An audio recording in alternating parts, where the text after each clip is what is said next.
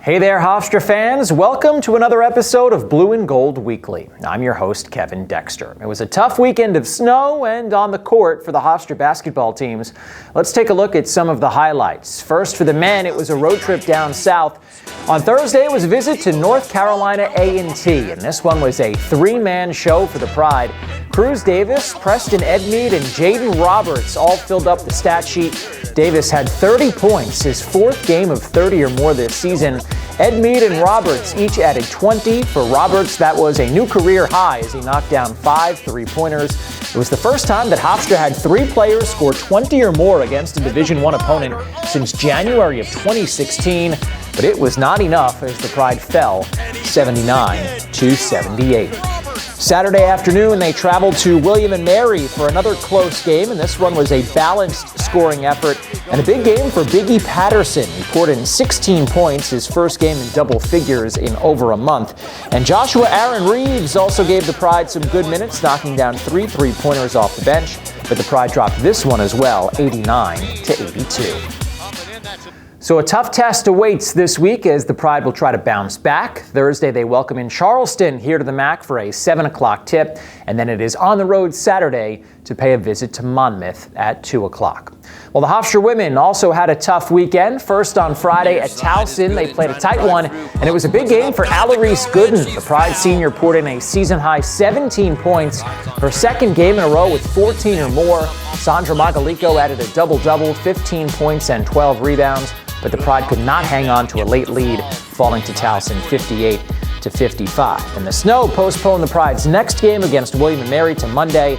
That one ended in a 55-37 loss. Well, just one game for the Pride this weekend. It will be Friday night at rival Stony Brook.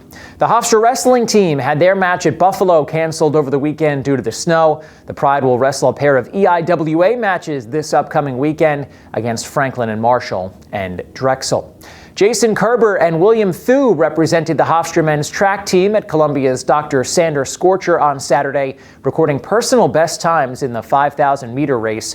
Kerber came in 8th place with a time of 14:30.53, and Thu came in 10th at 14:35.32. Well, the Pride men's lacrosse season starts this Saturday at home against Iona. The Hofstra women open their season in a week and a half at Siena. I had the chance to sit down with Hofstra head coach Shannon Smith last week for a season preview. Shannon Smith is entering year number 14 as the head coach here at Hofstra. Coach, thanks for a couple minutes as always. How was your offseason?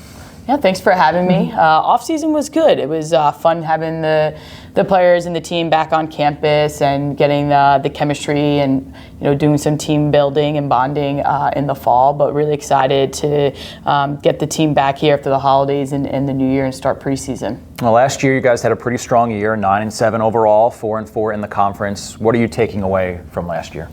I think we just learned a lot about ourselves. We really started to hit our stride as a lot of our younger players with didn't have as much experience started to gain that confidence towards the middle and end of our season, and we could really see it carry over into this fall and the work that they put in the summer. So just really excited for the direction our team is going in. We had a lot of youth and inexperience, but I think that also paid off for us. We learned a lot and we gained a lot of experience going into this season. Well, thinking back to last year, the first thing that jumps out to me is just the tremendous season that Nikki Manella had. Tops of the country in goals, assists, points, in the top 5 in all those categories.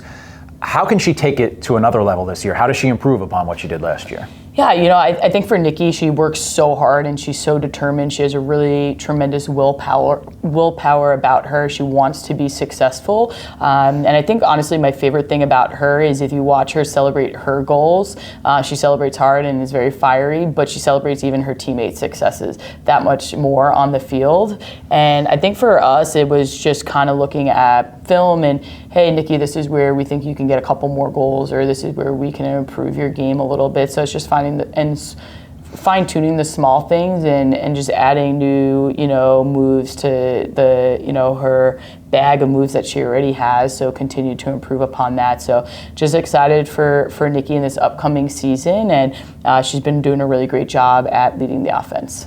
How does your experience, you were such a great player, She's such a great player. How can your experience in facing some of the coverages that she sees and the defenses, how does that help in terms of helping her kind of navigate those double teams and triple team situations? Yeah, I think it helps in terms of just being prepared for putting yourself maybe in the other shoes position of what are type of different defenses a team might throw at us that they try to stop Nikki with. And I think we were always prepared for that individually for Nikki, but then collectively as a team. And I think as the season went on, the team really learned how to play off Nikki and how they can, get assists and points and create opportunities for themselves. So I think that was something that we're going to continue. And I think that going into this year, we've seen a lot of growth in players with, Kaylee Bender coming back, being, Rookie of the Year last year, and Kristen Redding. And then we have some freshmen that have been stepping up. And we have a lot of youth in our midfield, but I think we're really excited for the direction that the offense is going in, and just really excited for Nikki's growth in her leadership and then also in her level of play as well. Well, you mentioned those other two. That was my next question. So Kaylee Bender had a great year last year as well. Kristen Redding, some good numbers. How does that offense as a whole, another year together, your top three scorers coming back, take that next step? It's huge because they play together, right? Nikki and Kristen have now played with each other for 3 years, and now Kaylee on the field is they've all now been playing for 2 solid seasons together. So I think it just helps build the chemistry and allows them to be able to really play off of each other, maybe throw no-look passes, understand where they're all going to be, where each other's going to be on the field to make offense that much quicker, that much smoother. So I think having that years of experience playing with one another, it really allows you to understand how one's going to move and how one's going to think on the field. Well, you go to the other side of the ball. You obviously have two of your other captains, Christine Dannenfelser, so great defensively, and then Lulu Cardello in net. How do you look at the other side of the ball and how they can balance things out defensively?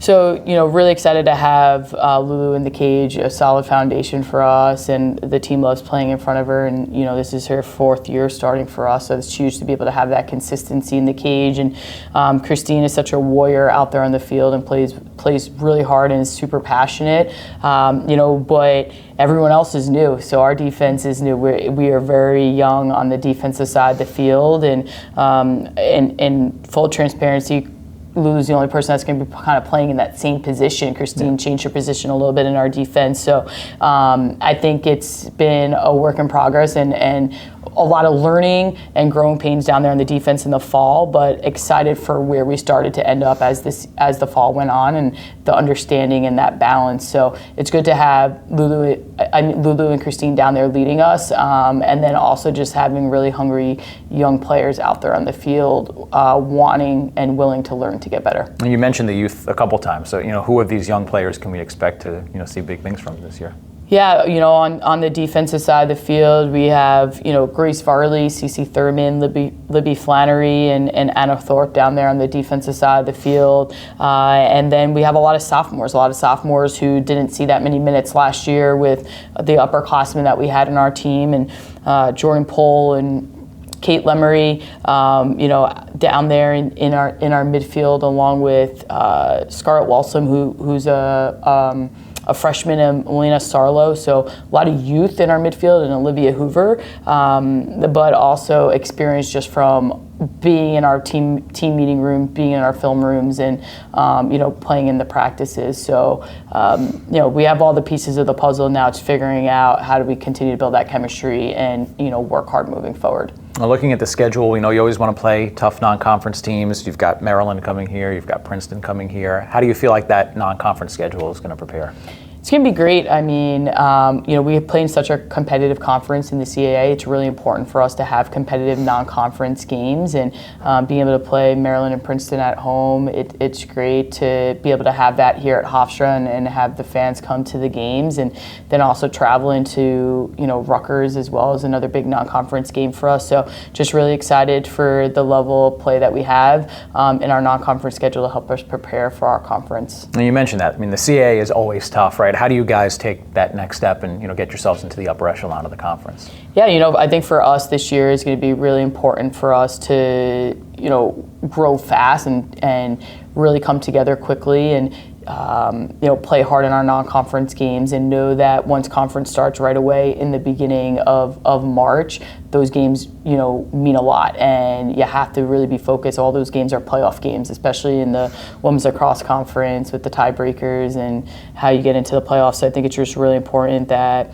we stay locked in, and you have to treat each game in the conference like it's a playoff game, even if it's in March. What is your key as we sit here to having a good season?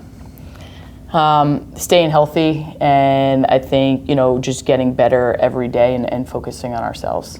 Last thing, the Hofstra supporters, community watching this, what's your message to those Hofstra fans to come out and support this women's lacrosse program this year? Yeah, I think for us, we're just always very full of gratitude and just very thankful for all of our support from our fans, alumni, the parents, and coming out and supporting us. I know it means a lot to the team, and we're really excited to have you guys at our games this year, at our home games, and cheering us on at our away games this season. It's going to mean a lot, especially in those tight game situations. Well, Shannon, thanks as always for the time. Good luck this year. We're excited to watch your team play here in a couple weeks. Thank you so much for having me. I'm looking forward to having you guys follow us along.